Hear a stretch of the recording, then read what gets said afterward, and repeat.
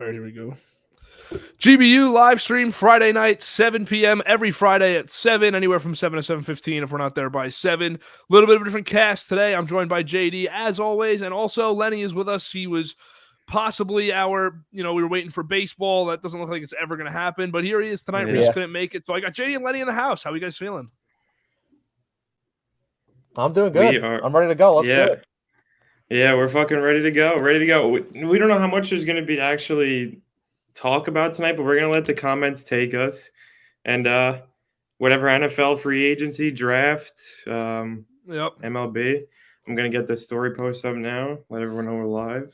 Got a little bit of a different topic that we're going to start with, but to just try to, go away from the normal Yanks, Mets, the stuff we usually do. Big ride. But we'll wait for a couple people to pile in here. I mean, what a brutal couple weeks of sports we got right now, guys.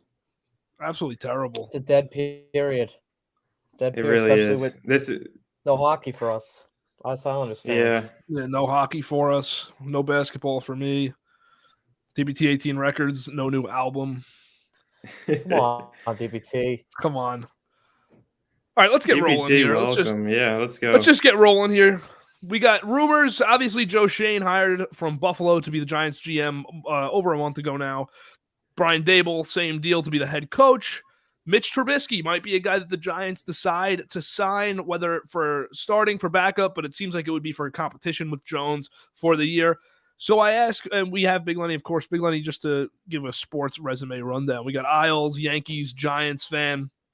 And so we have the Giants' opinion here today. We will certainly get the Yanks' opinion later. We usually don't. We usually don't. No, which is it's good. Usually just the Jets and Packers POV. So we have the Giants' opinion added to this today, which is awesome. Should the Giants stick with Daniel Jones or move on? So basically, should we try for a guy like Trubisky for a year? Obviously, they're not getting a long-term guy this offseason, but it's just an interesting thought. So I'll pass it to either of you guys, whoever wants to start with that one. Big Lenny, you start us off here. All right, yeah, I'll do it. I mean, definitely, yeah. I don't think we've seen enough with Jones in the last 3 years. I mean, we'll see. Maybe we can get some O-line into it, but I definitely agree that there needs to be some competition. And Mitch Trubisky, I mean, Daboll talks high of him, so we could see if we could bring him in. Maybe you go for more like a veteran. I don't think Jimmy G, but maybe like a Tyrod or. I think Trubisky fits the bill as like what you would want to bring in as just competition for Jones and cheap maybe too. Even a chance at the starting job, honestly, because you know, I don't know if Chicago ever gave him a fair chance to ever rebound. He kind of got dumped to the side, and Nagy stuck around for another year, and then they wound up getting rid of him anyway. So a lot of people, I think, believe in Trubisky, like he can possibly start at the NFL level again one day. And he's, bring him in. Daboll's familiar with him, obviously from Buffalo. I think it'd be good for him and Jones in camp to get someone who could actually, maybe get a shot at the starting job. Yeah, personally, I was in the camp of keep Trubisky in Chicago. I did not think he was the problem. I thought Nagy was absolutely the problem. We see that now. Yeah. And you could argue Trubisky wasn't good, but we saw flashes from him every year. If you remember last season, his final season in Chicago, which is now 2 years ago in 2020, Nagy turned the play calling over for the last 5 weeks of the regular season. They were the highest scoring offense in the NFL over that period of time. They got into the playoffs. They lost that game to the Saints. Nagy did take over play calling again in that game. So I think that there's something to be said about Trubisky's success when Nagy's not calling plays and the lack of when he is. And he obviously has all the tools. He was a second overall pick. Whether you think he should have been or not, he was still that level of quarterback. So, Len, do you have anyone else on your mind? Obviously, we just talked about Jimmy G and those guys, but is there anyone else you'd like to see the Giants maybe bring in at quarterback to give them a year, or do you want to personally see them build around Jones just for the season and see if he could get something going? I don't really see anybody else. I mean, it would be great, but I don't think Shane's going to do it. I don't think it really helps the team down the future to give up these picks and get a quarterback, say Watson or Wilson, the next draft for the next 3 years. I don't really see that happening. So I think I Willie definitely Chum says Teddy Bridge. I don't know. Teddy Bridge. Is he a free agent? Is that a trade? Yeah, he's a free agent. He's a free agent, but I still feel I feel like we've seen him. It's not like we know. Yeah, I feel like we know what he Teddy is now Bridgewater because is. he's played good football, but we know it doesn't get better than say him with the Saints or him with the Jets in the preseason or him with Minnesota in his last year. It doesn't get better than these things, and this team's not better than Denver. Yeah, no, definitely the roster, the old line. Although did have the great Pat Shurmur calling those plays last year. So. Giants legend. But I definitely think if they can get some more pieces and maybe, just better play from Galladay and Tony can stay healthy. If we keep Shepard, I don't think he's going to be kept around, but if he can stay healthy.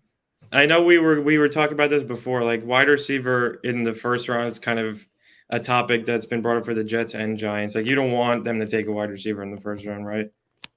No, I'm not a fan of that. I think we need to build up front. We win football games up front, and I want 2 old linemen right in the fucking middle. Let's go. Yeah. Let's move on then from Jones there, and we'll keep talking about him if we want to in this section.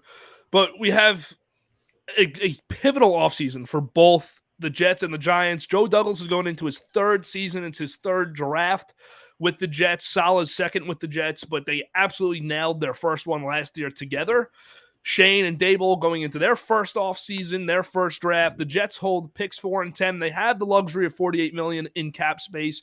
The Giants hold picks 5 and 7, but they do not have the cap space luxury. They're 12 in the hole. Franchise tag window also opened on the 22nd of February. It closes March 8th, and we'll talk a little bit about the contracts of the superstar duo of Devontae Adams and Aaron Rodgers and what their futures look like. But let's start with the Jets and Giants.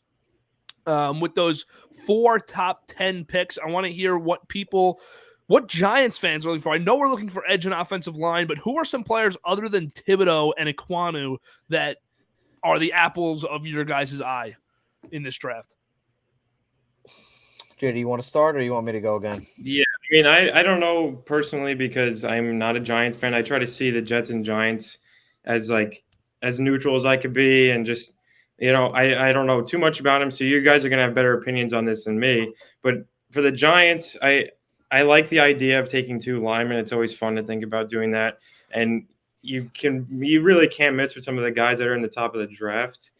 I just think that Shane is not going to do that. I really think that there's a chance they take a wide receiver, even though I wouldn't. And if they don't, they'll be fine because there's a lot of other positions in need.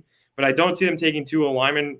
I think if Linderbaum is there, which he probably should be at both their picks, I think it's someone that the Giants should take. And obviously Neal, Ekwonu, Cross. When do you guys think Cross goes in the draft? Cross, do you think Cross top is weird 10 or because top 20? He's one of those guys that are in the combine on the fence right now, and his combine matters with a guy like Trevor Penning as well, who's just outside of the top 20, dominated the Senior Bowl. He's at tackle. Cross, similar players, but one got the spotlight prior to the Senior Bowl, which was Cross, and now one's getting it after. I don't know. I think those guys might swap. I think Cross might be a 15th to 25th pick, but he could also be the 7th pick to the Giants. He definitely won't go earlier than that, though. Yeah, so combine tells a lot. Hamilton, so we got a mock coming out Monday. We're starting mock draft Mondays. We'll have one every Monday. So the mock that I had for Monday, I'm just going to pull it right back up. For the Jets, I have Hamilton going at 4. I don't know how realistic I think this is based on the position value. I think that Saleh wants edge rushers, but I think they should double up on defense here. I don't know where it is, JD. That I sent it to you. Right? I think the Jets might double up on D. Honestly, I think that the Jets should. So I have in this one, I have top 5 picks: Ekwonu, Hutchinson, Evan Neal, Kyle Hamilton to the Jets, Thibodeau to the Giants, Charles Cross at 7 to the Giants. But like I said, I think that the combine season could change his spot a lot. And at 10, I had the Jets taking a wide receiver, but I think that the Jets and Giants rosters, I know that there's a different perspective on how they're going to be built this offseason because the Jets have more cap space. They have better draft picks outside of the first round, and they pretty much have the same load in the first round, the 2 teams. But the Giants have a good defensive roster with a lot of promising pieces on defense and none on offense, and the Jets are kind of the flip. They have 3 or 4 players offensively that you're really excited about, and that doesn't include Zach Wilson. So you expect that side to take the jump anyways, but if the Jets don't add to the defense, I don't expect the defense to take a jump. So I think that the Giants should really double up on offense unless they take an edge rusher. I think they should double up on offense, mainly offensive line, but I also think the Jets should double up on defense in this draft. So it's an interesting dynamic that I'm feeling right now. Yeah, I definitely think the Jets like Hamilton a lot. I think they love Hamilton. I think right now my top 4 picks, and I'm hoping that this is something I can post after night 1 of the draft, that we can come back to this video, record it, and post it on Instagram. I think the top 4 picks right now, top 5 are going to be Ekwonu 1, 2 is going to be Hutchinson, 3 is going to be Neal. I think 4, the Jets take Johnson from Florida State. Really? And then I think 5, I think Thibodeau's going to go 5 to the Giants. So like I know we were talking about the idea of Ekwonu going 1 is not actually out of the realm, but I haven't heard you say like Johnson can go that high. So I was actually kind of I think shocked. So the Jets are in a unique spot where they coached him in the Senior Bowl. He's one of those kids that like first guy in, last guy out. From what I hear, I don't know him. Mm-hmm. And he's just a stud player. He has a Hutchinson's the only guy with better burst. Maybe Thibodeau's a better athlete. I don't even think he is. I think that Johnson's just a better player. I really do. And I think the Jets had the luxury of coaching with the Senior Bowl. I think he's going to absolutely destroy the combine. He's a guy that I could see jumping to the 3rd pick. If Houston wants an edge rusher, he's going to be in the mix with those top 3 guys. So is Trayvon Walker from Georgia, who's more of an interior rusher. But it's a very, very – and I don't think the Jets will take the chance on Thibodeau's personality. I know Shane and Dable kind of seem like they would.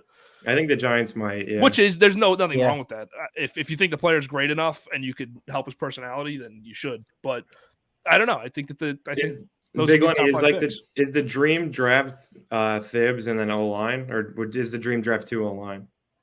I would say definitely. I think if Thibodeau's there, I think for the Giants, they haven't had. I know there's a lot of like we don't know if Johnson or there's maybe better guys than Thibodeau, but I think if he's there, I don't think you can really pass on an edge rusher like we haven't had an edge rusher like that in a while. And because we got Ojulari, but he's not really. You need somebody else. He looks like he could be a good second option, Ojulari, which is how I feel about Carl Lawson. Even though he hasn't played for the Jets, I still think they need another guy to be their top guy. Len, let me ask you this: we know the scenario. Giants are -12 in cap space. We know the scenario of cut Barkley, cut Bradbury, cut Shepard, cut whoever else is involved in that whole thing. I don't have everyone top of my head. Do you think it's a good move for the Giants to do that and get to that $30 million in cap space number, or do you think they should mainly keep the roster they have right now? I think there's definitely needs to be moves. I think definitely maybe if you can, I mean, probably Shepard's going to get cut, but if you can maybe restructure that to keep him, because when he's healthy, he's a great player and seems Bradbury to work well with Jones. Bradbury too, yeah, but I think Bradbury with a year left, getting older, I don't think he's probably Shane will keep him. I think he'll definitely try to deal him. And then, I mean, Soldier, I'm assuming he's going to either retire. He's probably going to retire. I'm pretty sure he's gone either way. And then with Barkley, I know we're torn on this, but I really think you need to see what he can do with with a really good O-line. And if he could stay healthy for another year instead of just trading him away. Also, you're getting a new offense. You're getting a new offense here. Clearly, the Jason Garrett. And I just wanted to put Nielsen's up there because Walker is certainly moving up. The Jason Garrett and Freddie Kitchens offenses were absolutely horrible the last 2 seasons. So watch if there. If Barkley ever left, it'd just be ironic because like a place that I see as a fit is Buffalo, and that's obviously where Shane and Dave live from. I feel like that would just. I'm not even just trying to get off on a different subject. I don't think they're going to get rid of Barkley, but just thinking about like if they do get rid of him, he could have a bounce back season somewhere. I think, and I think he's a candidate for a bounce back season with the Giants anyway. So yeah, he definitely could. Barkley, we know he has all the talent. I thought at that draft he was definitely a top 5 running back talent of all time. But I'll say it till I die. I'll take it to my grave. You don't draft a running back in the first round, let alone with the second pick. But It's been unfortunate the way his career's played out. It should have been Big Q. It's been unfortunate the way that Barkley's career's played out. He hasn't gotten any help. There's been I don't think he's a great runner mentally anyways. I don't think he's realizes that he could run between the tackles. We need to see more north and south Need to see a lot more tic-tac. north-south. Yeah, he tries to get it to the outside way too much. But I don't know. I'm interested to see him. I think that JD hit it right on the head. But Bills are a great fit. And with that relationship, the Bills have some cap space that I think they can try to get a star player this offseason. And they will. Maybe Barkley's a guy that they take on and take the risk. What about on the topic of the Giants and the NFC East? Do we think Washington or Philly are going to end up with any of these quarterbacks? I think Washington is going to get a quarterback, but I think they're shooting way over their head for they're shooting for the stars. Like they want one of the big fish like Wilson, Rodgers. I don't think they do that. I definitely don't think that they should trade not Trey Young. Chase Young for anybody. I don't think they should trade him for anybody. So I think they end up with probably I don't know, Garoppolo. Like who else? They could draft.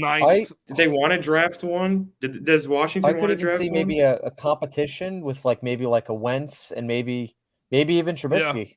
Yeah, Wentz has got to go somewhere. I see Wentz in the Bronco Steelers kind of realm of teams. I don't know. I think Washington tries to shoot big for one of the top tier quarterbacks and then realize that it's not going to happen. And San Francisco, I don't know if they're going to trade Garoppolo. I've been seeing things like Trey Lance really isn't ready. So I don't know if they're going to trade Garoppolo, but I don't know if Washington should give up a first for him because I don't know. I think they should see if they could draft one. I know the free agency with the quarterbacks is not really that great. It's Winston and it's going to be Wentz and Teddy Bridgewater. I definitely think Washington goes in with a new quarterback other than Heineke. I don't think they get the big guy, and I think Philly goes in with Hurts too. I think they get. I think Philly's going to get a quarterback.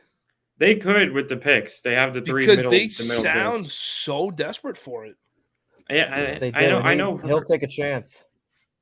Yeah. So, JD, I'll ask you this with Rodgers, because you have this perspective with Rodgers. I don't think it'll happen, but is 3 picks and Hurts worth it for a team like Seattle or Green Bay to trade their quarterback in conference?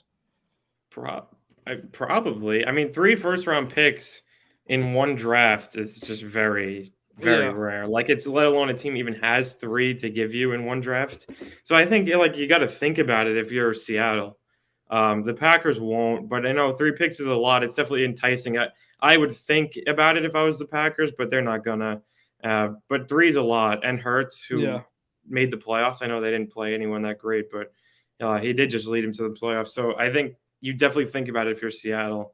So here's a quick run through free agent quarterbacks. We did this last week. We're going to do it again this week. Teddy Bridgewater, Marcus Mariota is another interesting one, actually. If someone decides, hey, we're probably not going to be this good this year, maybe Mariota gets a couple starts or competes for the job. Trubisky, who's definitely the best of all of them. Wentz is going to be Tyrod Taylor, Jameis Winston. I don't know if I already said him. That's really it. Dwayne Haskins is going to be probably a UFA. He's an RFA right now, but I think that he'll end up being a UFA, and the Steelers will probably try to re-sign him. But either way, I mean, not a great group. Reese in the comments for the first time. Yeah. 3 firsts in one draft unheard of. Can sway a franchise for years. Yeah, I think the fact that Seattle doesn't even have a first-round pick this year sucks. Yeah. So they at least have to think about it. I think Pete is coming back, which means Russ is coming back. So I don't think that they're going to move him, at least not this year. But it's definitely it. If actually, Drew, I have to correct this for a second because Drew said it. Drew, the last time a team had 3 first-round picks was the Dolphins when they drafted Tua, and that turned out horribly as well. So it's not the Raiders.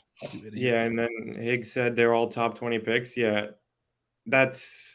That is franchise changing. And they're not just top 20. You don't have 11, 15, and 19. You have 3 of 4 picks. You have 15, 16, and 18, I think. That's like Madden stuff right there. That's what you do in a Madden choice. You trade right before the draft. You just go trade your running backs for 2 firsts. I don't know. I think that the Eagles are really going to get a quarterback. But so KB, say Philly hangs on to those picks, where do you go with 3 middle of the pack picks? Because I think definitely receiver is one of them. Because one of those top 4 guys are going to be there with So Garrett Wilson, Drake London, Treylon Burks, and Chris Olave. One of the 4 are going to be there, and Jameson Williams. One of the 5 will be there, of course. Probably 3 of the 5 will be there. And I think they could use linebackers. So if Devin Lloyd and Nakobe Dean fall, there's a great and offensive line still. They might be the team that gets Linderbaum at the end of all this, because if Kelsey's leaving, it seems we like don't know what's happening with him, and he's probably got 1 year left anyways if he plays. Then it seems like the Linderbaum to Philly match just works. It works really well. Either it's just like either Philly or Dallas. They need another corner, and this is a great draft for corners. It's very deep, so I think that teams are going to – I think that less corners are going to go than people think, because I think teams will realize, hey, we could wait till the 3rd round to take a good one. But they're a team that, pair someone up with Slay. Slay has no one else on that other side. He was great an all-pro player last year. Yeah, he was great this year. He was as good as anyone, definitely. But it's interesting. 2 defense and a wide receiver. Yeah, I get behind that. 2 defense and a wide receiver, or offensive line, wide receiver, defense. Yeah, it's a great package to have. They definitely could use even a linebacker, maybe a Devin. What is it, Lloyd? Is it Devin Lloyd? Is that Lloyd? Yeah, Devin Lloyd. Yeah, Lloyd. Yeah, Devin Lloyd from Utah. Dean. Yeah, Lloyd. I'm interested. Combine. Those are 2 guys to watch at the combine, because one of them's going to shoot up and one of them's going to sit at like pick 20. So. And they made out well with that Wentz trade. Like that was a great trade for them. That Wentz trade, and then trading out of that pick and still getting Devontae Smith. Yeah. Instead of Waddle worked out great. Waddle's better, I think, still, but they've positioned themselves. They've positioned themselves for a nice little turnaround if they can hit on all the picks and make all the right moves. If they hit on those 3 picks and they're instant impact players, they could win the division next year. Yeah. But they really could end up trading those 3 for Russell Wilson. I wouldn't be shocked. If Watson gets cleared. I don't know. They don't like Hurts. If Watson gets cleared, he's an Eagle, as far as I'm concerned. If he gets cleared, he's an Eagle. Watson. Yeah. I think I could see it. And that's a disaster for and that's the what Giants Houston and wants. The Cowboys and Washington if they get Watson. It really is, because they'd be very good. They would be very, very good. All right, what else do we got here? $48 million cap space for the Jets. Giants have negative $12 million. They have a possibility to get up to $30 million. I think that Joe Schoen really might clear house for that, to be able to partake in free agency frenzy. They got to at least clear $12 million though to get. There's a lot of ways to get under. Do we think, Len? Do we think the Giants? Well, this is a great first test for Joe Schoen, because there's people like Dave Gettleman who don't know how to get under, and then there's people like the good GMs of the world that know how to get back under the cap. So it's a great first test for Joe Schoen. Can he get them to 10, 15 mil without absolutely massacring the roster, or will he just massacre it and get to 30, 35? Len, do you think the Giants will be partaking in free agency this year? I think maybe like 1 or 2 guys, but like it's gonna be like it's gonna be like short term, like maybe 1 or 2 years with like no. The good money. thing though for them, if they wanted to sign a superstar. If they wanted to sign a superstar, they do have like over $100 million next year. I think they're first in the league in cap space for 2023. So they could, if you wanted a guy, hypothetically, Devontae Adams hits the market. You want Devontae Adams. You pay him $5 million this year, and you might have to pay him $45 next year, but you can get him. You know what I mean? So there's always ways around it, just with signing bonuses and all that. We just haven't done that because Gettleman is from the Stone Age. Gettleman's behind the curve. Yeah, he doesn't know how to do any of that. He just gives the straight up. He just gives the straight up like 5 for 100. You make $20 million a year, all guaranteed. Here's interesting stuff. Not that it relates to on field. McVay turns down $100 million for 5 years from Amazon. I saw that. Color. Absurd. And how do we feel about Aikman on Monday night before we move to Devontae and Rodgers? I love it. I think Monday Night Football has been terrible, and personally, I've gotten sick of Aikman on Fox. So I'm interested to see if Joe Buck joins them too. I mean, but if Buck and Aikman get forever, if Buck and Aikman get Monday night, that means Dallas is going to be on Monday night every single week. That keeps Aikman. Yeah, it's going to be interesting to see who the main guy is at ESPN. But that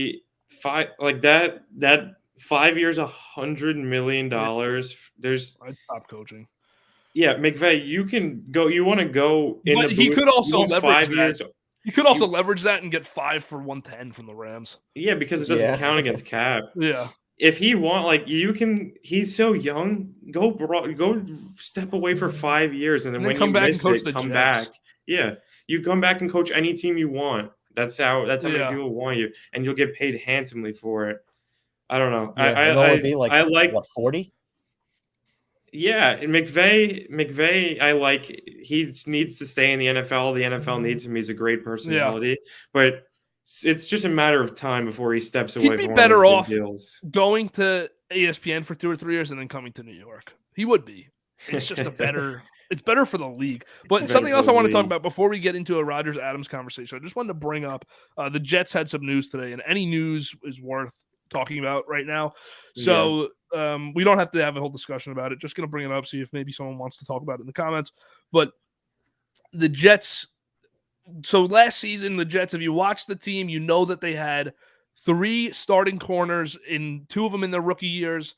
1, Bryce Hall, in his second year. Bryce Hall was statistically one of the best corners in the league as far as yards allowed and passer rating allowed, but he does not take the ball away. So there was a report today that the Jets view him as no more than a third corner, and there was, after one of the games, a opposing coordinator close to the staff had called Saleh, or whatever the case was, after the game and said, we targeted Hall because we know he can break up the passes and disrupt the passes, but we know he's not going to take the ball away from us.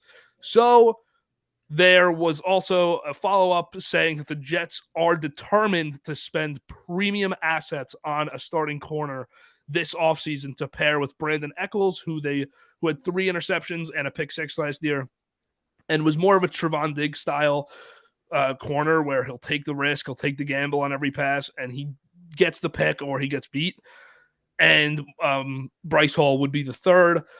So it's interesting because the Jets have picks 4 and 10, and there's a really good corner, Ahmad Gardner, in this draft, and Trent McDuffie's really good from Washington, and Derek Stingley. So there could be a 10th pick there.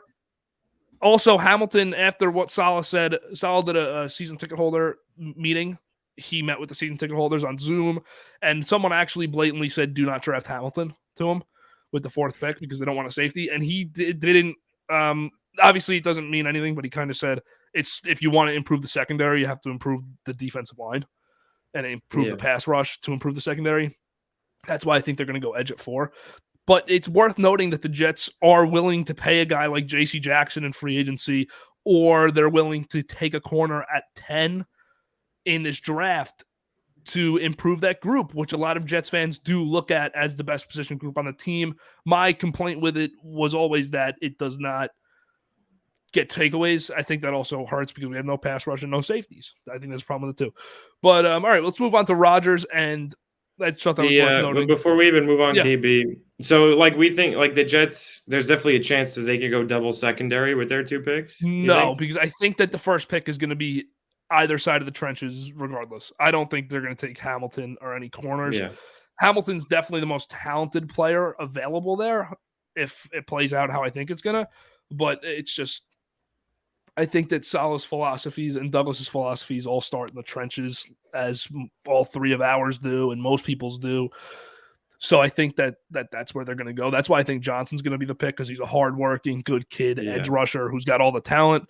And that's what Saleh looks for. It's exactly what he looks for. But it's just worth noting that they could go, if Johnson's a guy that's picked at 10, they could definitely go Hamilton at 4, Johnson at 10. Because if they view him the way I view him, which means nothing the way I view him, but if they like him as much as I do, then, and you think you can get him at 10, then that's a guy certainly worth getting at 10 and taking Hamilton at 4. That's one of those things that on draft night, we've been talking about for so long. If the Jets draft Hamilton at 4, I'm going to be suffocating until pick 10 to see who they pair him with, because it only makes sense depending on who they take at 10. But if you want to talk about Rodgers now and Devontae, I think it's been interesting news that they probably won't use the franchise tag. JD, you could give us the insight on why they don't really use it. And yeah, it's just something that they've never really done. I honestly, a lot of people were shocked when Gutekunst had his presser and they asked him about Devontae, and they said that he wasn't necessarily going to it wasn't a lock that he was going to use the franchise tag. I wasn't really surprised. A lot of people were. That's just not the way they operate. And there's a certain deadline. I believe it's like March 8th that if they tag him, that means they have to get 20 million under zero. Like they have to have that cap compliance ready for a date that, I mean, it's going to be tough. They cleared Kenny Clark's 10 mil. They pushed Aaron Jones's contract. They added like 2 void years and pushed a lot of money into next year. So he's probably a casualty next season with the way AJ Dillon is. Jones is due 5 this year and then 20 next year. So the odds are he's probably going to get cut. But this is the first time we've really seen the Packers like dip into the future and really go for it now. So it wouldn't shock me if they use the franchise tag, but I definitely don't think it's a lock. I think ultimately they pay Davante, which is it's really gonna hurt them salary cap wise. But I don't see how they let him out the door.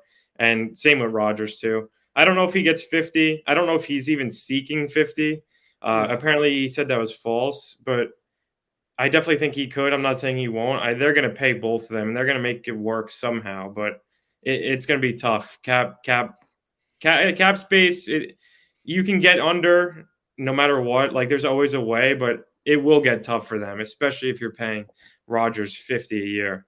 It's going to get tough. It really is.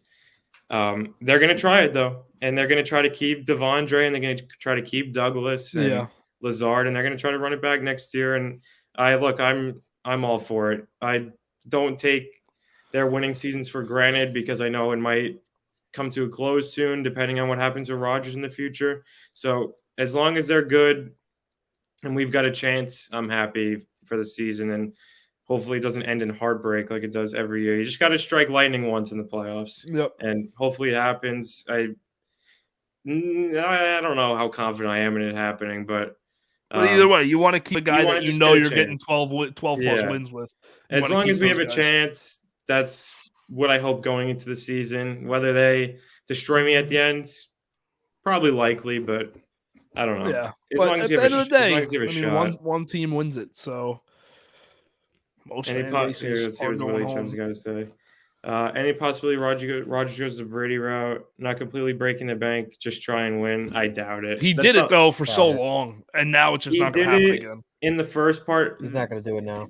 For the first half of his contract, where they paid him before he won the Super Bowl, so he was on a real team friendly deal for a while. Yeah. That's not going to happen. I wish it would, and I wish he'd do that, but now at this point, I don't even think leaving the Packers was ever a possibility. I think he's just using it as leverage to get as much as he can. So but it's such a problem because I really thought that this team was the team for the Packers. If Rodgers gets that money, and his big thing is that they don't treat the players right. This was his last summer thing, like guys like Nelson, guys like Cobb. Yeah, the veterans. And then if they have to kind of give Davante $30 million to keep Rodgers happy. And now you cannot probably can't resign Devondre. I know there's ways to work around it. It's going to be tough. It's going to be tough to resign Devondre. You're going to lose Big Z, probably regardless. Mm-hmm. You're going to lose Preston. You're going to lose guys. You might lose Jair. Yeah. After next year. I definitely think they extend him soon. I definitely think so. Because an extension now, the cap's going to explode in a few years, but an extension with Jair is going to clear up cap space in the near future. So I think that's why it'll happen sooner rather than later. But yeah, it's going to get tough in a few years to pay all those guys. If Rodgers and the Packers, if they didn't get it done with this team this past season, by far the best team in the NFC this year. Yeah. Like last year, you could still argue that the Bucs hit their stride and showed that they were definitely a more talented team. But the way that they played this year, I definitely thought the Packers were the best team in the NFC, and I don't think it gets any better roster-wise for this team. I think it actually gets significantly worse. But with Rodgers, you still could win 12 games. As long as you have a chance, the roster as a whole is going to get worse. They'll probably still win. They'll go 13-4 next year. They'll be the 1 seed, and we'll be in the exact same spot just because of how the NFC is. We'll be in the exact same spot as we were this year, and it's just about if Rodgers can do it in the playoffs. I guess some DBT here said Big Z reunion in Baltimore. I would like to see that. That would be cool to see. I think, unfortunately, for me, I think Minnesota is the most real option for him because Mike Pettin is the assistant head coach there now. Yeah. Big Z loves Pettin, and then our linebackers coach, Mike Smith. The players love him. He's a great coach, and he went with Pettin to Minnesota, which is really unfortunate. I think Big Z follows him there into Minnesota. Whether they can make it work or not, we'll see. But I think Minnesota, Baltimore are definitely the two I would keep an eye on. I mean, he's not even cut yet. We haven't even cut him, but it seems like a foregone conclusion. We don't even know, but yeah. Yeah. Here's a free agent that when we were talking about the Jets corners, I totally forgot about. What about Rasul Douglas? I was doing a Jets Madden franchise today, and I signed Douglas in the Chargers. I was thinking about it. I was like, you know what? It wouldn't even be a bad fit. I think he stays cheap in Green Bay because he really loved it here, and that's where he really found himself. But it's not a bad option for a team that needs a corner. Like any team that needs a corner. That's what do you think? Like an $8 to $10 million a year deal. I think maybe even a little less. Yeah. Is he a Jersey guy, right? Isn't he from Jersey or the metropolitan area, I believe? It's such a lock if he is. I think he is. I'm pretty sure. Dude, I heard he loves Saleh. Yeah, East Orange, New Jersey. Whoa. East Orange, New Jersey. East Orange, New Jersey. So Jets or Giants? I mean, dude, Rasul is coming to New York. One way or the other, he's coming to New York. I know that, hopefully he was at LaFleur's wedding and he met Saleh. Saleh was the best man. Or it was flipped. LaFleur was the best man at Saleh's wedding. So hopefully he was at Saleh's wedding as LaFleur's +1 because we could pry him here and get him. It would be nice. I think he's a Jet. JD, good luck on that Jet shot. They never win. Yeah. You can make the Jets at 8. You make the Jets at 88 overall. Madden gives them 5 wins. The unfortunate part is no matter what you do, is you can't get Zach Wilson good. So it's never like that's how you want to do it, but you have to change quarterbacks to even. You're just gonna have to get good in real life, man. All right. Chandler Jones of the Chargers, make it happen, Tommy T. Is that where you get put? That's actually where I had him so far with the Chargers. I have them getting Jones and Schultz. I think for the Chargers, this is your time to spend, man. They got the cap space. You have to spend with Herbert on that rookie deal. Same with Cincinnati. Those two teams, Herbert and Burrow, they absolutely have to spend. And Miami with Tua right now. If we just because I'm thinking about that draft class, but those two teams have to spend. The Chargers could win their division next year. I know we joke, but if Staley's not an absolute head case next year on 4th down, they could definitely win that division if they get some good players. I don't think they will, but the guy was off his fucking rocker every 4th down. Every fucking 4th down. It's fucking 4th and 11 on his own 20, and he's like, you know what? We're sending him out there. Herbert's dead in the backfield. He's like, we're going 4th and 11. Yeah, they had a chance to beat the Chiefs, and that Thursday night game was there. They're like that was the swing in the season because the Chargers were alive and well for most of the season, and then they didn't even make it. That Week 18 game. That was is Chandler Jones? That was tough. Is he available for a tag? Is he available for franchise tag? I think he is, but I don't think that they will. Well, did they tag him last year? I don't think so. Now is the rule you can't tag him 2 years in a row now. I think he's been doubled. I didn't mean to put that on. I didn't mean to. I think he's just ended his contract, and I don't think that they're going to tag him. I think it's just like known that they're going to part ways. I think the Cardinals kind of see it as like a lost cause at this point. They've tried for years to get an extension, and it just hasn't happened. And last year they drafted Zayvon Collins to play pretty much the same position in the first round. So and they drafted Collins and Simmons back-to-back first-round picks. Yeah, to get that linebacker core young. Collins is an outside linebacker. I don't know if he was really good last year. I have no idea. I'm going to look that up. Just losing him is a huge loss too. Yeah, he's a great player.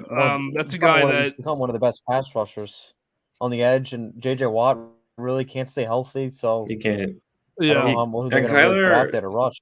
I guess they're going to have to rely on the young kids or Zayvon Collins or find someone else. He just had 27 tackles last year.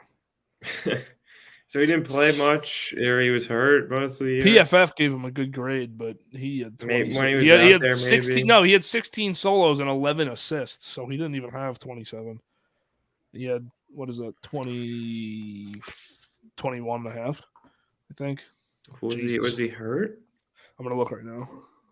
Games played. He was a weird pick because I remember doing mocks last year, and he was a total second-round pick. I think he went to – I want to say he went to Tulsa. Yeah. Yeah, I think it was something like that. Yeah. Yeah, I think he went to Tulsa, and he was – I really loved him. He didn't have an exceptional combine, so he never shot up. He just had a pretty average combine.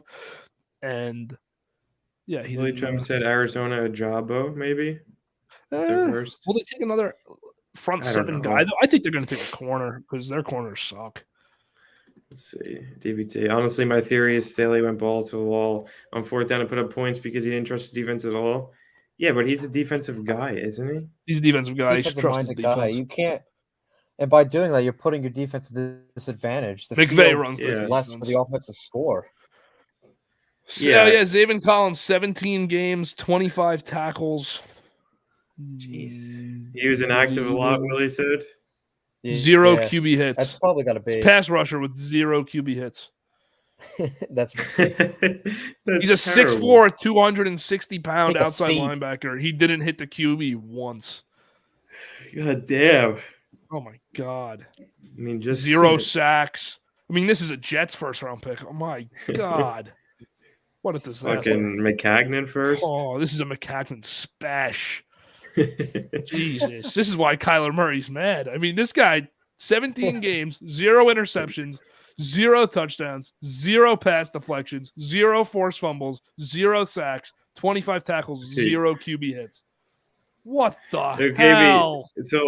So now with this Kyler, I know it's a little down the – they're going to have to extend him soon or he's going to get pissed. Like, he's going to want – Kyler Murray is the type of guy who wants to break the bank. Like we talk about it all the time here. We have fun, but then we also always come back down to earth and say, hey, it's really hard to find quarterbacks that could win, though, and you don't want to end up letting a guy walk and not being able – I mean, honestly, look at Washington with Kirk Cousins. They used that tag 3 years in a row on him when you could, and pissed the guy off and made him leave, and they haven't been able to find someone since, and they've been a quarterback away since. So with Kirk, do they end up with Chase Young? No, but it's just like – even a guy like Kirk Cousins, letting him walk is detrimental to your franchise because you can't let these quarterbacks walk. I don't think Kyler Murray's a Super Bowl quarterback yet, though. No. So it's tough to want to give him that extension. How about Lamar Jackson not getting an extension yet?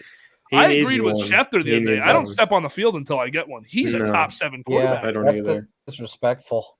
That is incredible. Harbaugh, I don't know if Harbaugh ever wanted to give him a second contract because he said after his rookie year when they ended up making the playoffs and he came in for Flacco halfway through, he said, we're just going to keep getting guys like this who can run this offense. And I forget the exact wording, but he kind of said, like, and they just play a contract and we get a new one. But Lamar Jackson's actually an exceptional quarterback. Yeah, which I don't he's an think MVP. thought would happen. He's an MVP winner. I mean, it is very disrespectful that he has not got a contract yet. I saw the other day too. I was watching something, and he doesn't have an agent. He's his own agent. Yeah, he's his own agent. Like he doesn't have an agent. He's negotiating his own contract. He's probably a very smart guy. Yeah, which is smart if you know what you're doing because if he didn't know what he was doing, he'd have an extension by now because he'd have like an Acuna extension of like $15 million a year for a quarterback. Poor guy. If he wasn't that smart. But Soto's gonna get 500 and poor Acuna has signed in for 8 years at $100 million. Do we want to pivot to baseball or do you guys have anyone else to talk about? What else we got in the NFL? Do we want to get we're struggling to get to the combine is the next real milestone in the offseason. Combine is we need that combine. The combine, and it's nice to hear all like the GMs and the coaches speak at the combine. You get a lot of good stuff from there. You hear the players speak. You always get a good soundbite that could take you far at the combine. Yeah. Someone always just really messes up their media time at the combine.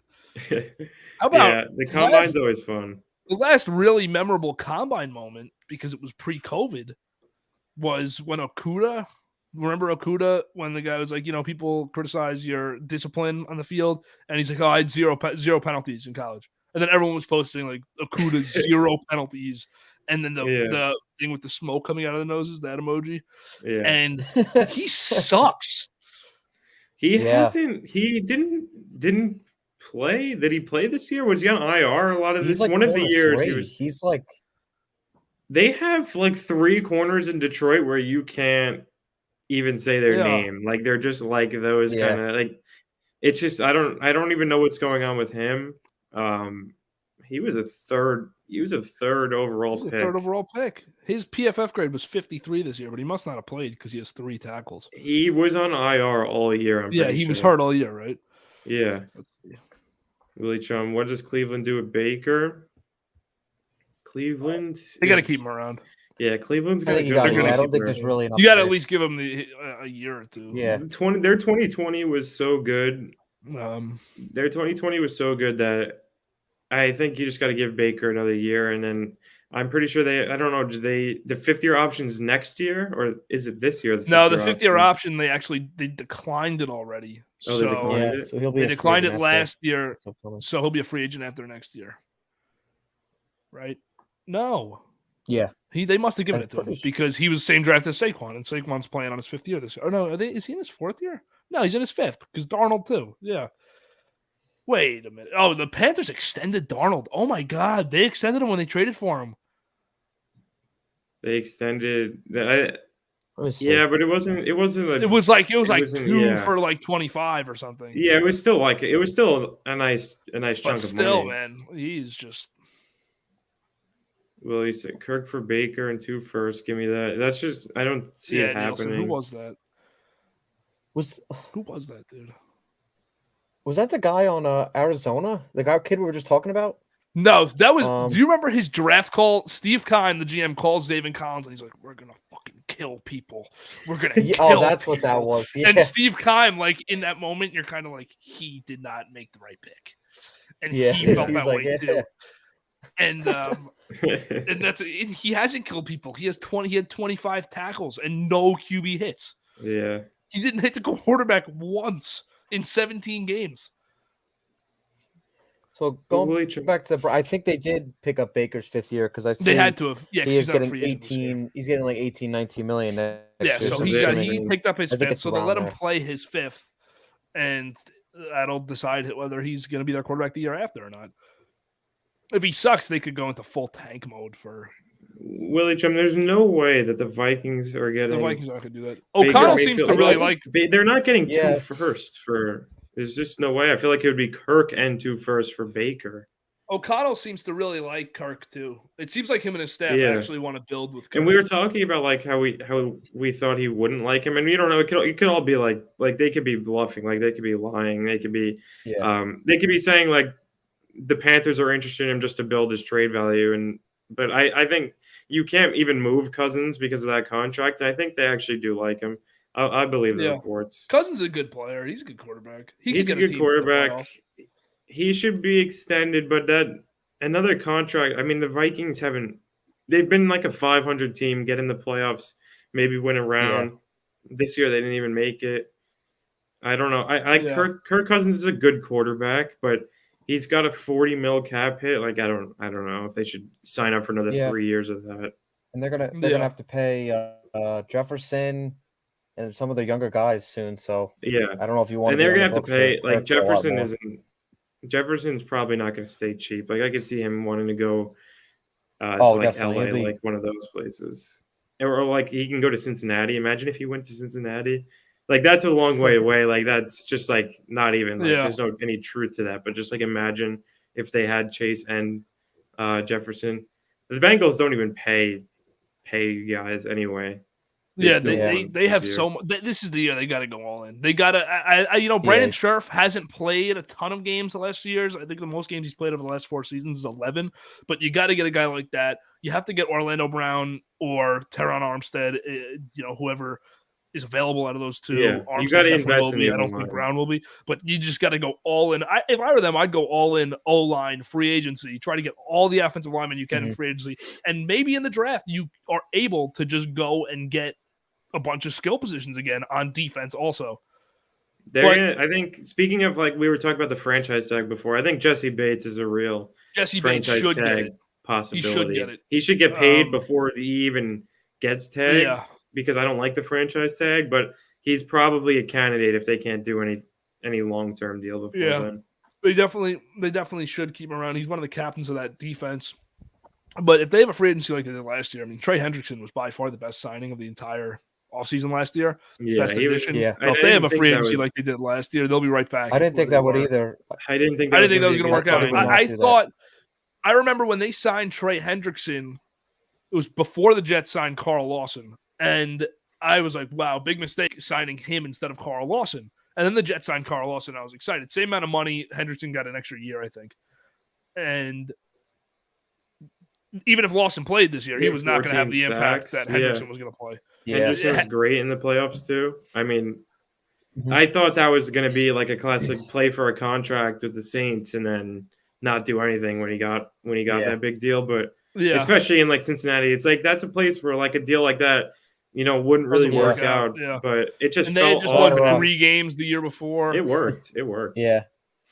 There are the Chargers. Sometimes the Chargers hand out some deals. Chargers too. They're going to do it this offseason. Chandler Jones, Bulags. All right, let's move on here. Football, I feel like we're dragging a little bit.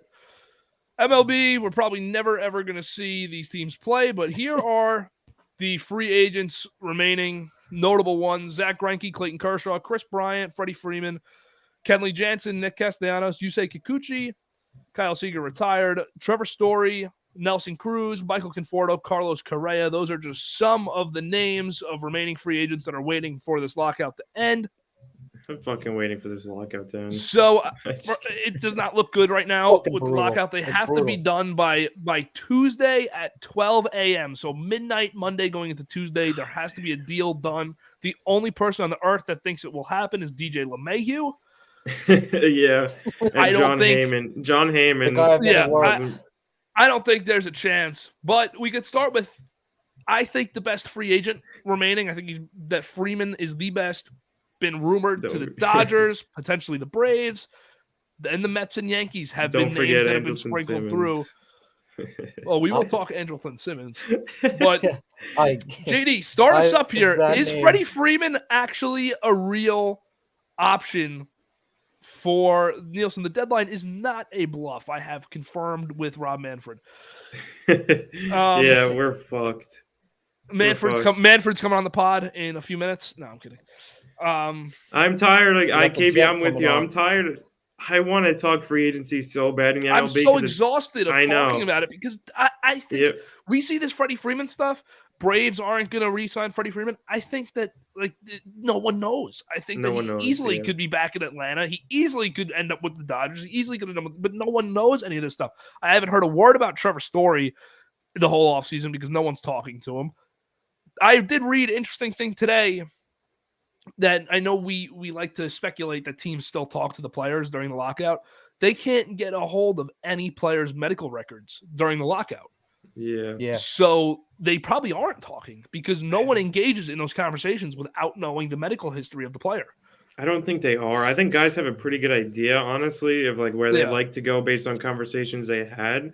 But I don't think they're talking, honestly. I mean, I don't think players some guys could be, but maybe an agent is talking to a guy, but nothing more than interest, Yeah, I think they definitely are, to be honest. I really think you're not supposed to, but I think under the radar, I think definitely the players are allowed to. So you could see maybe Cole's talking to, I hope, Matt Olson. Can we get Matt Olson here? Yeah, Olson. Matt Olson's coming on the pod too at 8:15. We need Hal Steinbrenner. We do need Hal and Stevie. Oh. Jared Porter. Jared Porter's coming on the pod. DPT Mets minutes should have been dropping at this point. Well, DPT, we'd still be in spring training. So but DPT, we need some negativity out of you. You're not like that's the great thing. The great thing about him is that when the Mets are 21 and 48, Drew's ready to schedule a parade.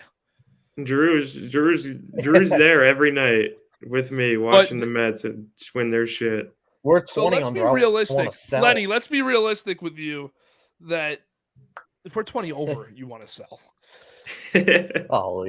Let's be realistic here. And I don't know if you're able to be a rational Yankee fan, but Yankees walk away. Well, Yankees walk away from this free agency.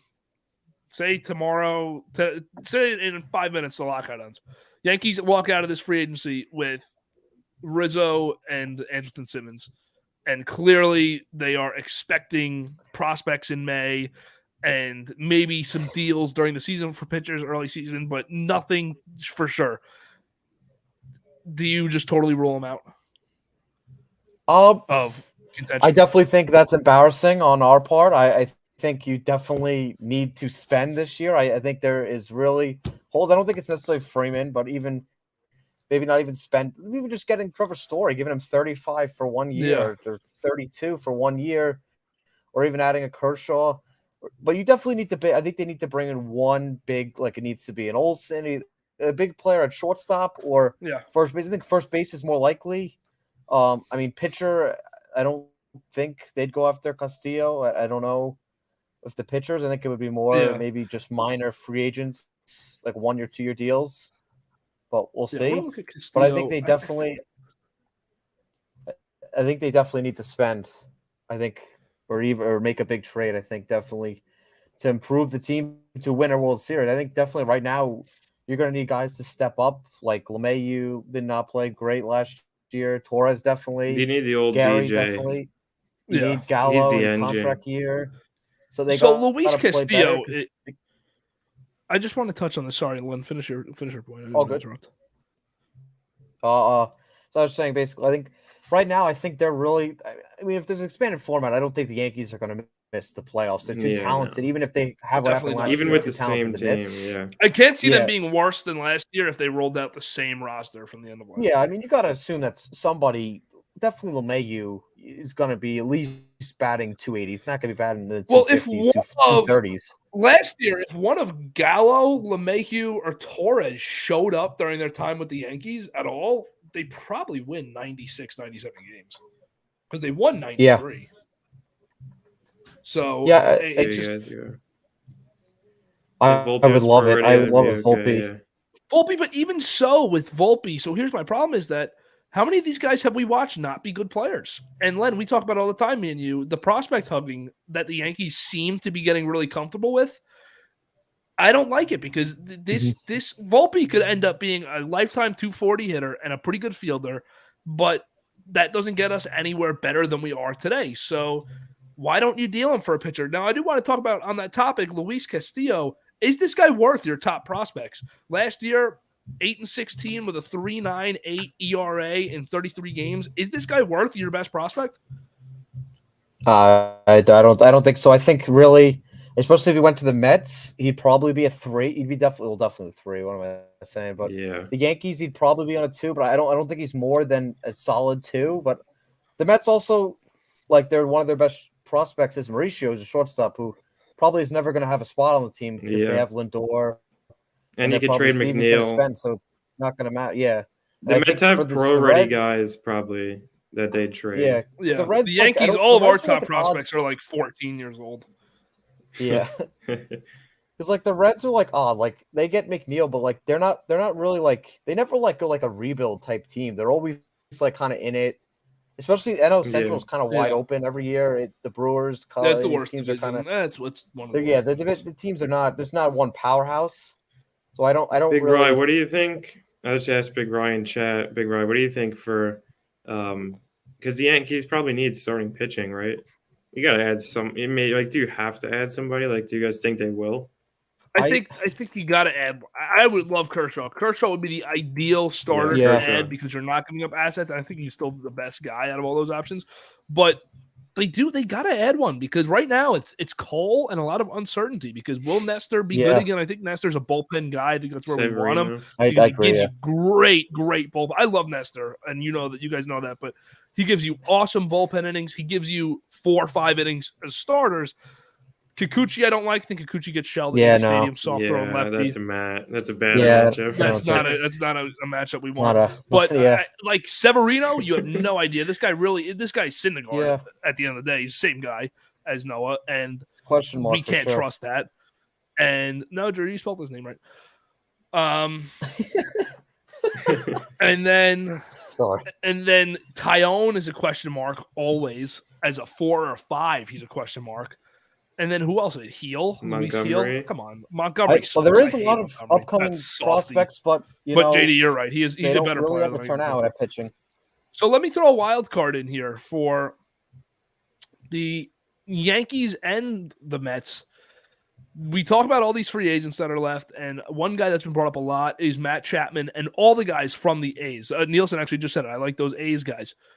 But yeah, what about Jose Ramirez? I know that, so I was reading today that teams will circle back to Cleveland for a trade for Jose Ramirez. Last year, Ramirez hit 266, 103 RBIs, 36 homers. Yeah, this is a guy that either team could really, really use. I think you do give up a top prospect for Ramirez, though, definitely.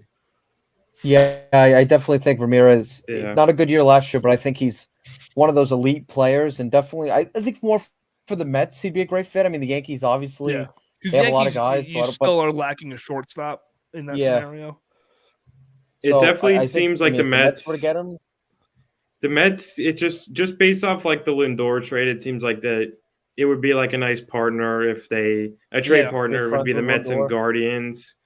I think Bryant is still the most likely option for them at third base, at least in the short term, especially because they won't have to give up assets. They probably have to give up Mauricio, which I think they'll do but probably more for pitching. I think they'd rather spend and get Bryant at third base. If they're going to even get anybody, they may roll out McNeil. I just think the Lindor-McNeil dynamic doesn't work throughout the season. So I don't know how that lasts. I like McNeil. I don't think you should trade him while his trade value is at his lowest, because I think he's actually a really good player, and I think you get closer to what he was in 2019 this year.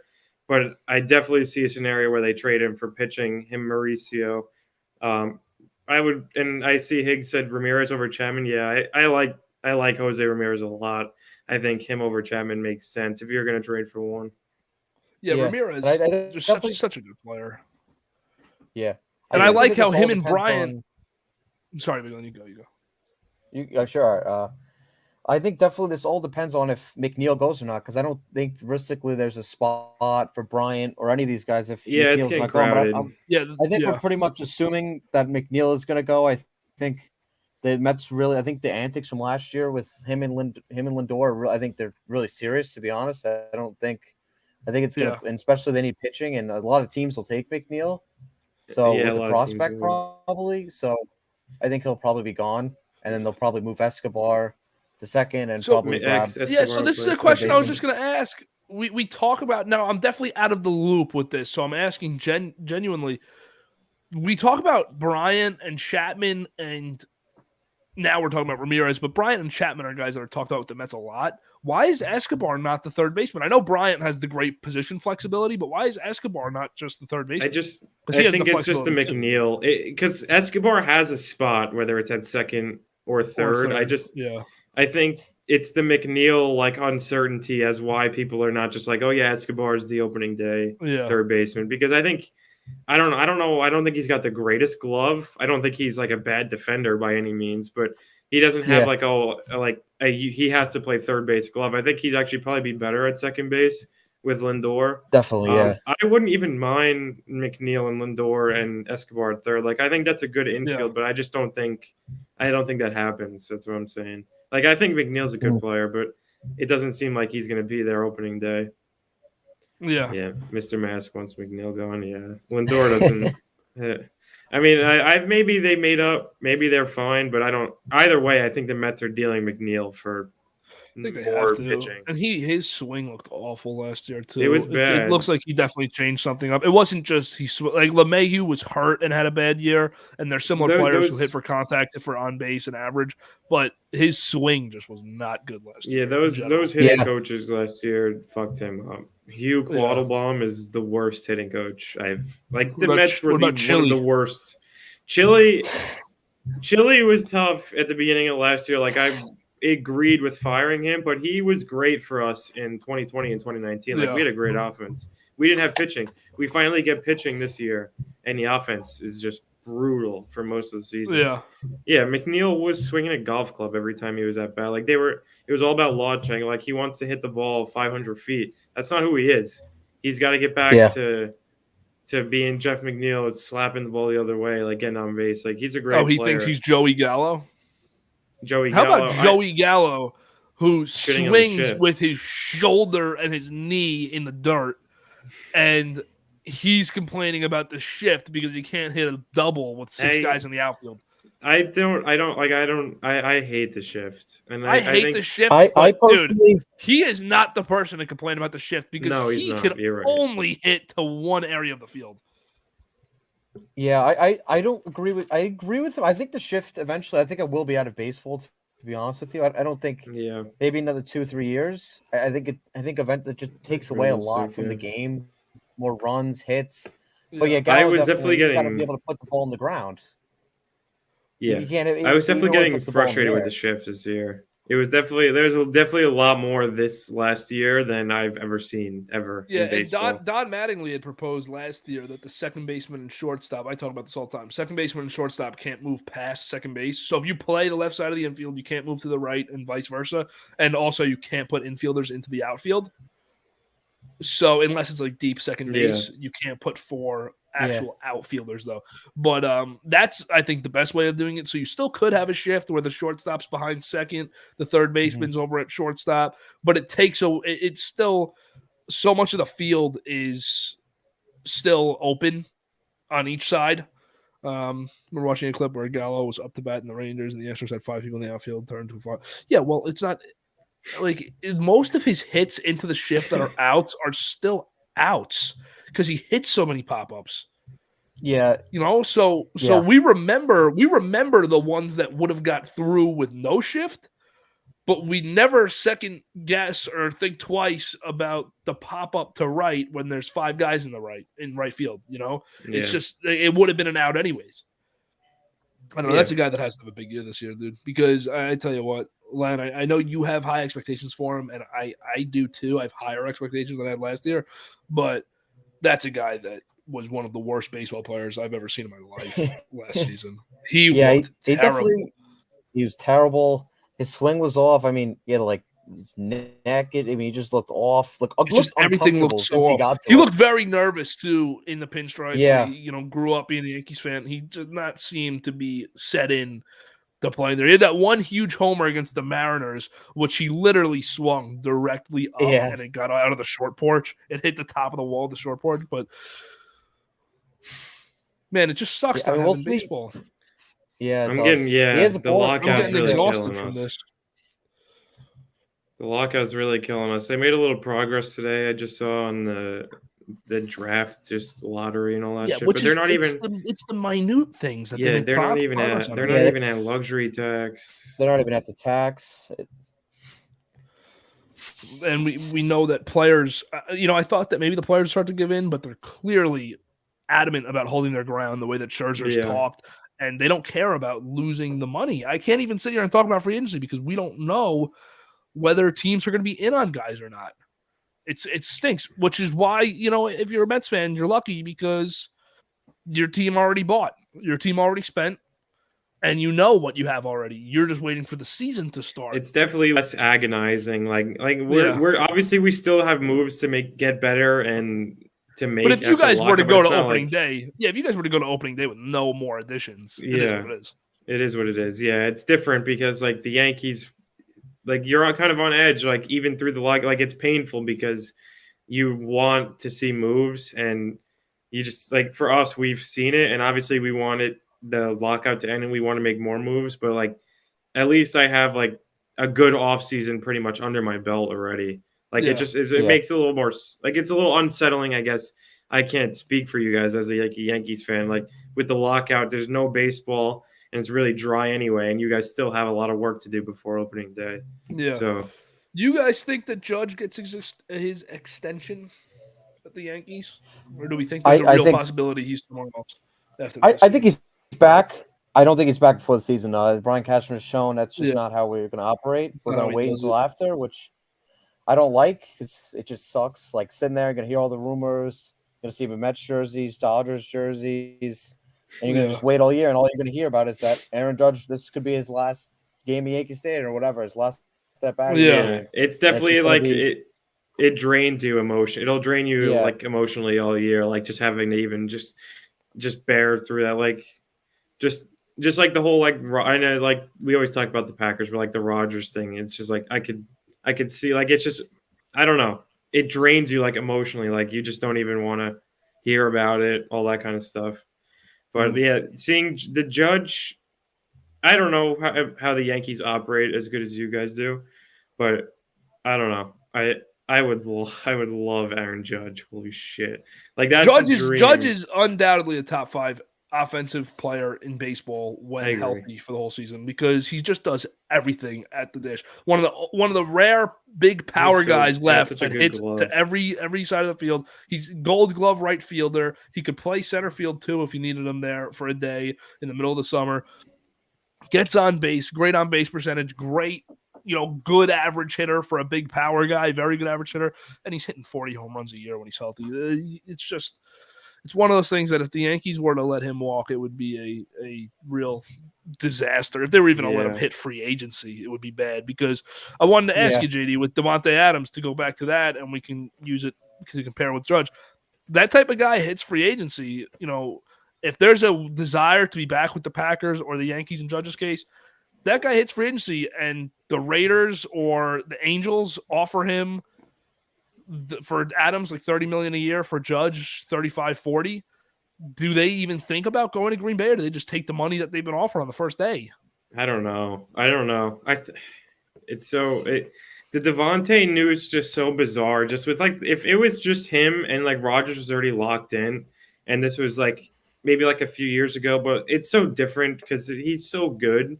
But it's just there's so much going on in our offseason that it's just like, oh yeah, we got to deal with Devontae and we got to deal with Rodgers. There's so many like dominoes that have to fall. It's just like it's just another like burden just thinking about it. I think one thing you could safely say is that both of them will be back or gone. They're not getting one of the two of them. I just don't see a scenario where Devontae leaves and Rodgers comes back. That would be bad. Like that would really be bad. I don't see how that even happens though. Like, how does Devontae not come back if Rodgers comes back? Yeah, that's the thing. It's not. It doesn't even feel like he's really testing free agency because it seems like as long as Aaron's back, I mean, yeah, he can go talk to other teams, but it still seems like he's going to come back to Green Bay. So it's just I don't know. No. I think there's definitely a risk that if Judge doesn't have a contract opening day that he leaves. I still think the Yankees are in the driver's seat to re-sign him, whether in the offseason, after the season, all that. But I don't know. It would be interesting to see Judge hit free agency. I doubt it. I think the Yankees pay him, but I would love him. I really would. Yeah, I don't even think. I feel like the Mets are starting to get crowded right now, and I think but it's not to the point where I felt the Dodgers were 2 years ago. But it's at a point where, every guy you add, there's kind of not a spot for him or there's not a spot for someone else that's a pretty good player. So they still have that leeway right now with McNeil, with the added DH. Those are spots that could be open. I guess catcher, but you're waiting for what's his name? Alvarez. Alvarez. McCann. And you have McCann there, but McCann sucks, it's they're starting to get to that position where there's a filled out roster there. And the Yankees are kind of the same way, but they've just done it over the last 4 or 5 years instead of the last 2 off seasons like the Mets, because the Yankees have, and then, I don't know if we have anything else much to talk about after this. So if there's anything else you want to hear about, just put in the comments now, or we'll probably wrap up in a minute or two. The Yankees, Len, you could talk on this too. If your first baseman is Voit or Rizzo, your outfield is going to be Gallo, Judge, Stanton / Hicks, with the DH, and Hicks is probably going to play baseball this year, unfortunately for us. As much as we don't want him to. Then you have in the infield, so you have Voit / Rizzo, whoever is there, or Freeman or whatever, and then you still have Torres, Urshela, and LeMahieu, so you don't have any real shortstop there. And if you get a real shortstop, LeMahieu has to stay in the lineup, so now you don't have a real third baseman. So they're in a weird roster spot right now, the Yankees. They definitely are. They have a lot of guys out of position. Like you said, DJ, he's not a third baseman. I mean, he's solid, but he's not as good as Gio. But obviously, he's a better hitter than Gio. So, I mean, personally, I'd rather them, to be honest, I'd rather them just keep if they're going to get Simmons, I'd rather just Gio at short. I know Simmons agree. is probably a better fielder, but I think why go out and spend? You're not going to spend much on Simmons, but why even you already keep Gio? And I think I don't think Voit will be the first baseman. I definitely think at least Rizzo is going to be on the team. So I think Voit will probably get dealt, maybe to like a team in the NL, probably the Brewers. I know they've shown interest. So they definitely the lineup I would love for the Yankees. Sorry, you go. Oh, good, you're good. The lineup I would love for the Yankees would be Voit at DH, even though, like you said, he's probably going to get dealt. Yeah. If we could sign a first baseman and keep Voit at the DH and keep those three in the outfield together, I know that it's not what they totally want to do with those three in the outfield because of injuries for Judge and Gallo. All right. No one really cares about spring training, though. It's kind of over at this point. Hey, but that's DPT. I love breaking the news to us in the chat. Are they even going to start March 8th? Are they even going to start March 8th if they came to a deal Monday? It would take a week. It would take a week, I believe. It was like 5 days to a week to get things in motion once there's a deal. I think to not come to a deal. I know John Heyman was on the Fan the other day talking to Tiki and Tierney, and I think if you can't come up with a deal by March 1st, which is Tuesday, I think that's embarrassing. If they don't come up with a deal March 1st, which I don't think they do, I think the entire season's in a lot of jeopely right now. I don't think this should be taken lightly. The situation where it's not just okay, we're gonna miss 3 weeks of baseball. We might miss an entire season of baseball. We might have another 60-game season as a best case scenario come the end of March. That might be the way. I hope June. Like, I obviously want opening day, but June 1st is like the latest. For me, it would suck if it's after June 1st because no baseball in April and May is really bad already. That's a real big part of the season. I love in the beginning of the year because you always, as a Mets fan, we always have hope going into every season, and it always somehow gets ruined. But that's April is it's baseball season. Yeah. It's just getting warm. Fun to get. It's so fun. Baseball. It would be weird. It really would be weird if in April and May came around and there was no baseball. But after June 1st, I think into July, if the season starts any later than the month of June, that would really suck. That would suck. What do we June do? 23rd, Big Rye's birthday. Yeah, you do need June 23rd. That's a big day. That's a big day. Do it. That would be or April 29th, maybe April 29th. Oh, Willie Chum, come on. Maybe the USFL. So here's our calendar for the next few months of sports. Waiting on the MLB lockout constantly. Combine next week, which is good. Good for sports is the combine. Love the combine. NFL free agency and the franchise tags will start coming in next week. So that gives something to talk about, something to think about.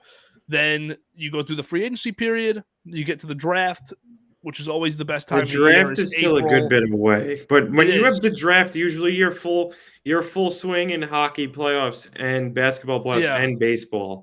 And that's why the draft is always such a fun time for us.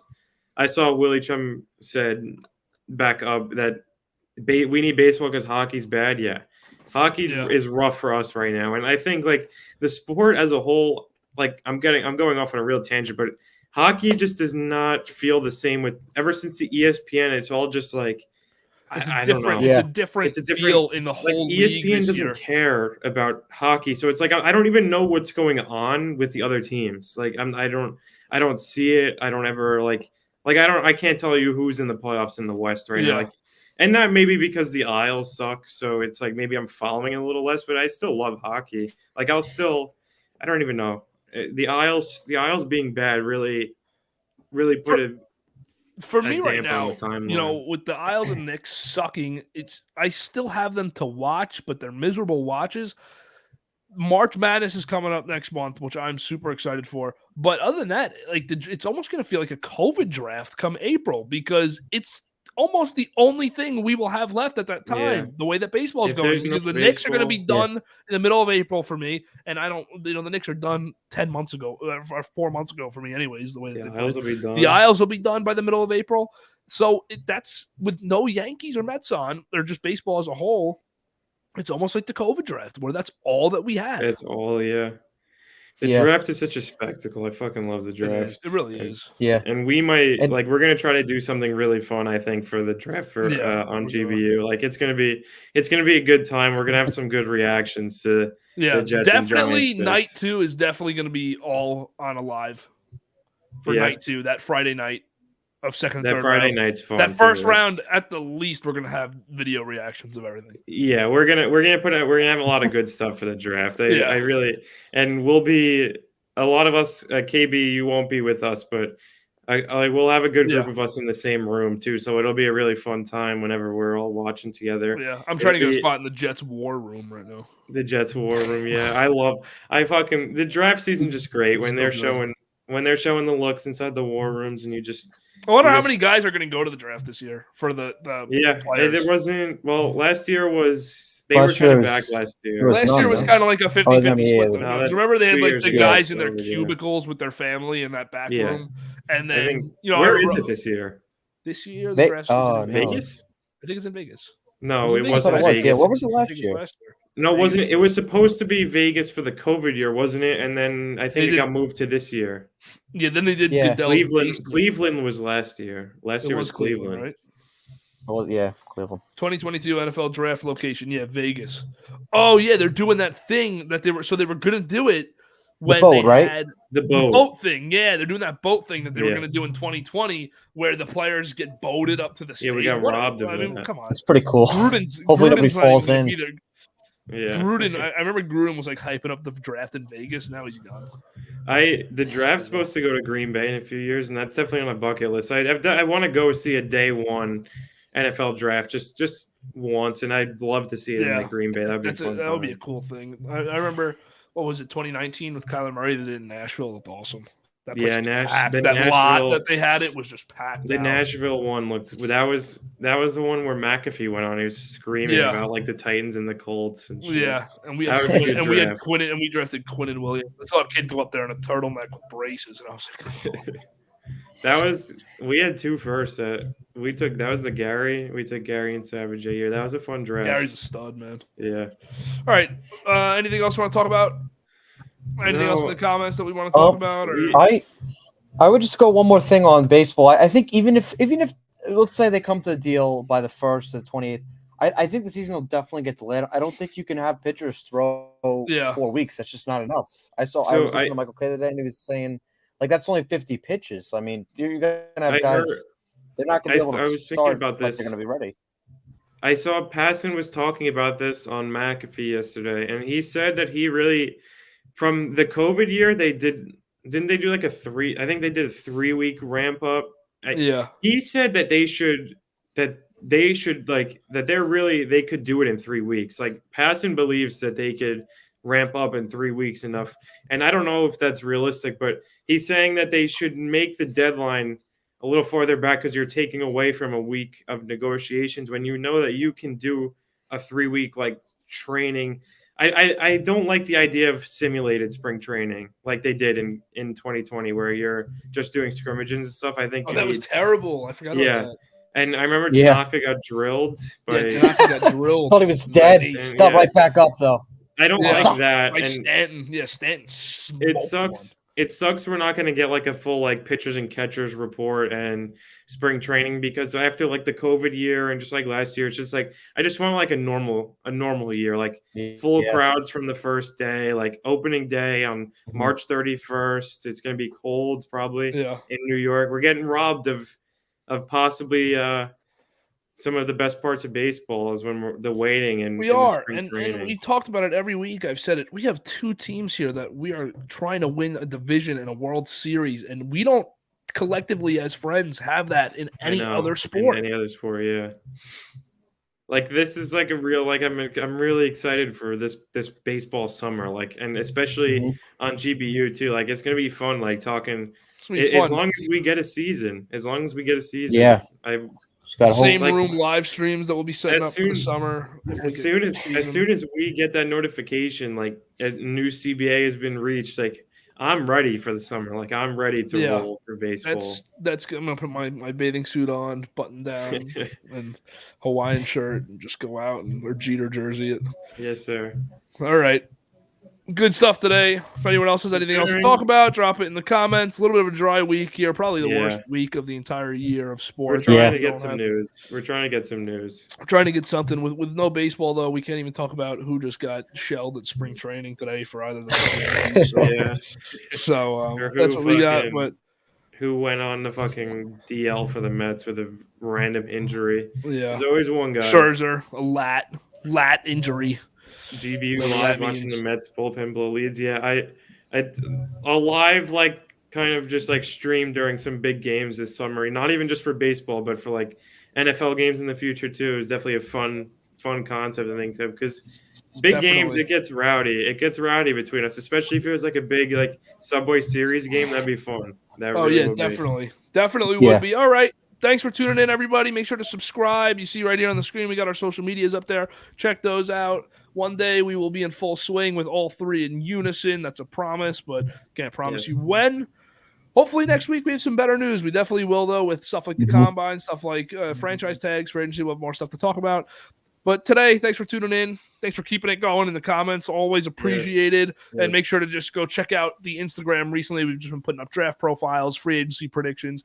When we can get a baseball post out, we always do. We wish we could get more. There's just not enough content to actually get out, but a lot more is going to be coming. We'll be doing live updates of free agent signings throughout the offseason. So you want to come, maybe turn on the post notifications for the free agency period to check out who is getting signed. We'll be the first on it. The second we hear something about it, it'll be right up. We have a lot of pre-made graphics going for just about every possible signing and franchise tag. So that'll be up first. So make sure you have those post notifications on. And we'll see you next week, Friday night, every Friday at 7 p.m. We're doing the lives. So thanks for tuning in, and we will see you next week. Everyone have a good one.